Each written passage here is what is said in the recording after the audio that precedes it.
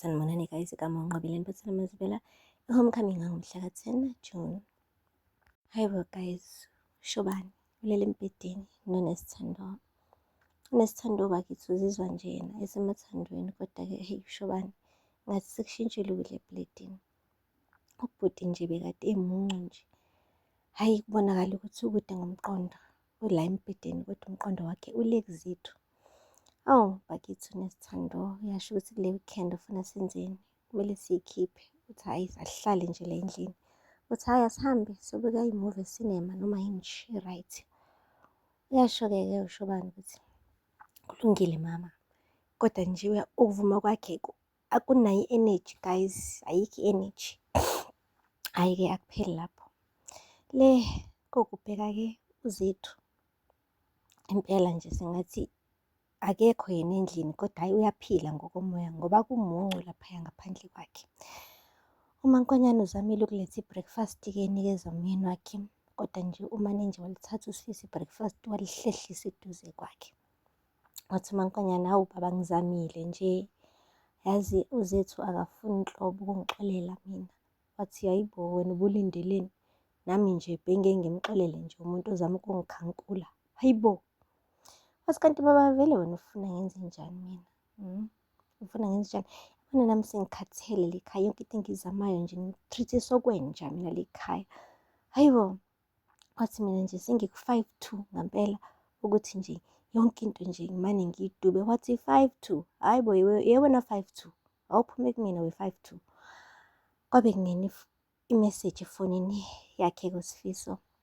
Wathi mana 5-2 mana, wayibuka imeseji methi eyifunda, hayibo bank payment of lobolo. Wathi eyi, uthi ngihambe. Wathi ngisakhuluma nawe baba siyahamba. Wathi hey awungeke wena 5-2, kunezinto ey'balulekile mina kumele ngidile nazo. Wayophuma ngomnyango uyale koHlongwane. Lapha koHlongwane-ke guys, uthe mefika nje uZethu nabo basayidingidela indaba kaSipho Amandla nokuthi iluphi usiko abazomenzela lona, njengoba phela sebetholile ukuthi ingane yakhona. Wangena uSifiso nesishaqana semali, umane wahamba woyi-withdraw yonke imali uZethu ayithumele ebhenki guys, wayiletha nge-envelope lapha koHlongwane. Wathi sanibona lekhaya, ngicela ukubuza webaba, wake wazwaphi nasendulo nje kuthiwa umakoti ubuyise amalobolo? Wathi ini Ntombi Zethu, uyenzelani leyo nto ungasibikelanga? Wathi hayi baba mina bengazi ngenze njani, bengifuna nje ukuthi lo bhuti lo abone ukuthi mina naye sekuphelile. Wathi sungaze uhambise ilobolo pho, ungashongo lutho ukuthini? Wathi hayi ngiyaxolisa-ke baba. Wathi uSifiso nansi le mali, wayibeka phezu kwetafula. Wathi lalela-ke wena, ngiyahamba manje, kodwa uma ikhanda lakho lipholile uyazi uzongitholaphi? Mewukuthi awubuyi ngizokulanda mina. Wathi hey webhuti, ungalinge ushiye leli phasela lakho la ulibeke phezu kwetafula, hamba nalo. Walithatha uSifiso bandla iphasela lakhe, wathi bye-bye. Wathi awungiyeke wena, angivalelisi nje kuwena wena, nisale kahle mani nobaba. Eyi guys, kwa-awkward nje, kwabonakala ukuthi hayi impela hayi la xabene ububende. Hhayi-ke akupheli lapho, le esibhedlela-ke ekuhambeni clinic guys, eyi uZethu ufikile qathatha khona ezoncenga ku-metro nomsebenzi wakhe ebheke. Sikhumbule njalo guys, naye uShobani usebenza laphaya as head of doctors. Semefika khona wathi uMetron, hey mameshane, bani lo engimbona ngamehlo ami, ufunani wena la? Wathi ma ngithi angize la ngixolise indlela engahamba ngayo lekhaya. Wathi yazi wena, wangishiya ikhanda lami liduma, ngingazi ngilahle kuphi, ngingazi ngenze njani, ama-patient emi la. Wathi ma ngiyazi ngangi-unprofessional, kodwa kusukela manje ngizenza isiqiniseko sokuthi umsebenzi wami uza kuqala, ke ngiphinde ngibeke izinto zami ezi-personal kuqala okudlula umsebenzi. Wathi yazi kube kuya ngami vele ngabe ngikuphinde wena ubeke imicondwana yakho eminyama egwegwile la, kodwa-ke ngoba-ke department ukukhulumelile nami ayikho into engizoyenza, kulungile.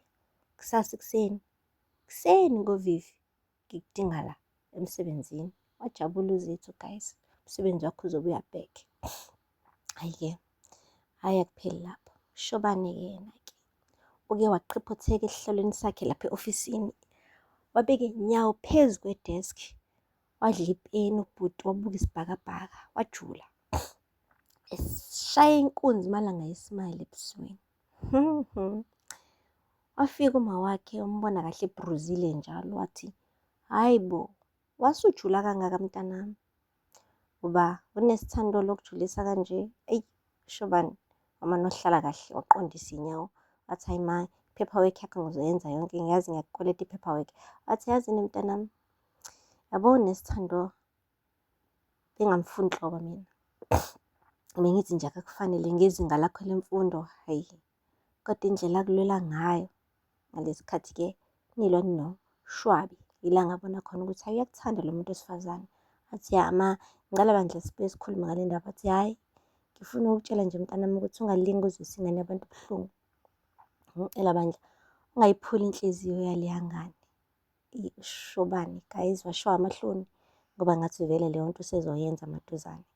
Wathi khululeka makhululeka, hhayi waphuma ku-metron. Washiya uShobani-ke ephefumulela phezulu. Guys, yeyi ngoba impela uma amanzi esengena endlini ayangena. Shuthi-ke uthe esefikile endlini-ke uShobani ebusuku impela wangqongqoza umuntu emnyango. Hhayi besinethemba sonke ukuthi unesithando ngoba phela uyena esingena aphume lapha ngokuthanda kwakhe. Hhayi kanti cha uZethu ushaya ingubo red ugele, yabo leya ngubo e-red, hhayi bifakwe ngenhloso, I tell you, yamfanela futhi. Wase-ke washaya i-makeup ugele, wamuhle ugel. Ungaphiki ukuthi hhayi lo muntu lo usanda ukushada, bungathi impela hhayi umuntu o-free, o-single, o-ready for anyone nje ongasafika empilweni yakhe nje, o-ready to move on, yabo. Wathi sawubona, wathi hawu Zethu bengakulindele la. Wathi ya, wathi uzofuna uma? Wathi hhayi uma wakho ulela ngithi? Wathi ehhe, wathi good. Wathi okay, ngakusiza ngani? Wathi ngeke Shobani, yabona nje kade ngihleli nje ngathula ngacabanga. Hhayi ngabona ukuthi hayi mani, ngiyakukhumbula, ngiyakudinga. Hayibo guys. Wathi futhi ngiyazi nawe ukuthi uzizwa ngendlela efanayo. Wathi hayibo Zethu wena ushadile? Wathi no, ngishilo ngathi iphelile leyo nto. Wathi noma kuthiwa kunjalo kunezinto ekumele, wathi lalela, wahambisile amalobolo back. Chaza ngona ukuthi nje mina ngumuntu nje o-free. Ngabona guys emoyizela uShobani. Hhayi yabo lokhu akumoyizela khomba into eyodwa, ubhuti uyangena la, he's in, and umuntu uzokhala kakhulu, uzosala ekhala uThando guys, uzokhala uThando. Yena uMetron naye ngicathi uzokhala ngoba bengathi besemthanda loya muntu wesifazane, esembona impela nje igqoke iphinifa ekhwishizela lapha egcekeni. uZethu, she's not wife material, and lokho sesikubonile sonke. Kanti unesithandobe ligqoke iphinifa impela apheke ekhishini. Anyway guys, kuthiwa inhliziyo ifuna lokho ekufunayo. Ukuthi uShobani kufuna uZethu, ubani ozomvimba guys. Phela love for the sivela namhlanje. Ngakhohlwa subscribe and like and comment. Until next time, bye. Sanibonani guys, igama uNqabileni Phethile Mazibela.